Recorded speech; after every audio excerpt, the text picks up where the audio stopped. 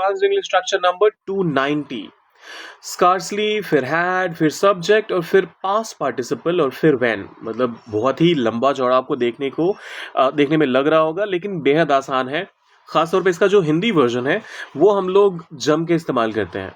जब आपको कुछ यूं कहना होता है कि जैसे ही फलानी चीज हुई, उसका रिजल्ट क्या हुआ कि दूसरी चीज भी हो गई वैसे ही। ठीक है। अब एग्जाम्पल के लिए पहला स्टेटमेंट कहता है जैसे ही वो घर पहुंचा बारिश शुरू हो गई। स्कार्सली जो हमारा स्ट्रक्चर था, याद कीजिए उसे, स्कार्सली। अब इसके बाद क्या था, हैड, फिर सब्जेक्ट आता था सो ही, पहुंचा, रीच्ड, होम, बारिश शुरू हो गई, when, ओके, जब बारिश, सो when it started raining, it started raining। अब इसमें गड़बड़ क्या हुई है वो बताइए। when, स्ट्रक्चर क्या था हमारा, स्कार्सली, मैं यहां पर खाली स्कार लिख रहा हूं, प्लस स्कार्सली के बाद पहले हैड था, फिर सब्जेक्ट था, past participle plus past participle, plus when, और फिर उसके बाद व्हेन के बाद अगला क्लॉज जो भी होता है। तो इस हिसाब से अगर हम देखें, पास्ट पार्टिसिपल का हमने इस्तेमाल कर ही लिया है। रीच का पास्ट में भी रीच्ड ही रहता है, पास्ट पार्टिसिपल में भी जाकर रीच्ड ही रहता है, सो गड़बड़ नहीं हुई है। ठीक है।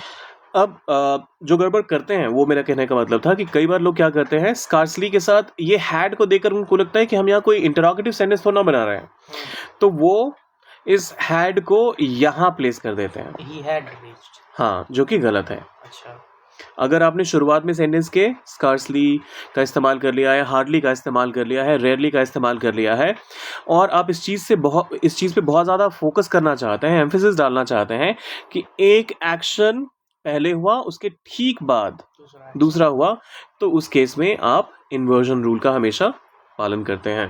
तो scarcely had he reached home when it started raining. जैसे ही मीटिंग शुरू हुई बिजली चली गई।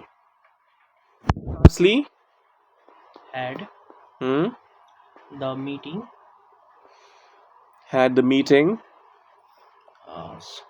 शुरू हुई, began, आप स्टार्टेड भी कह सकते हैं। आप चाहें तो बिगिन का पास्ट क्या हो जाएगा, बिगैन, और पास्ट पार्टिसिपल में बिगन।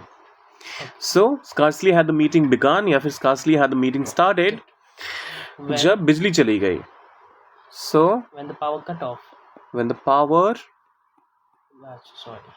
power cut off, चली गई, went off, बिजली कट गई, लाइन कट गया, कुछ उस सेंस में आप इसको ट्रांसलेट कर रहे थे। So when the power went of, ये ध्यान दीजिएगा, बिजली जाने के लिए आप गो ऑफ का इस्तेमाल करते हैं। आप चाहें तो इसके बदले एक मैं पर्सनली फॉलो करता हूं इस चीज को, the power supply was interrupted.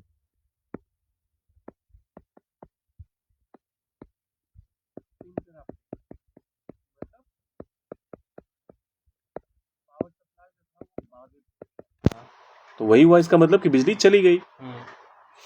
अगर वापस आ गई तो आप बेसिक में केम बैक कह सकते हैं, और एडवांस्ड में the power supply was reinstated. ठीक है। सो ये हुआ हमारा दूसरा एग्जाम्पल, और जैसे उसने बोलना शुरू किया सब हंस पड़े। अब इसको इंग्लिश में क्या कहिएगा सोचिए, डाले कमेंट सेक्शन में। जाने से पहले सब्सक्राइब, लाइक और शेयर करके जाइएगा। मिलते हैं जल्दी।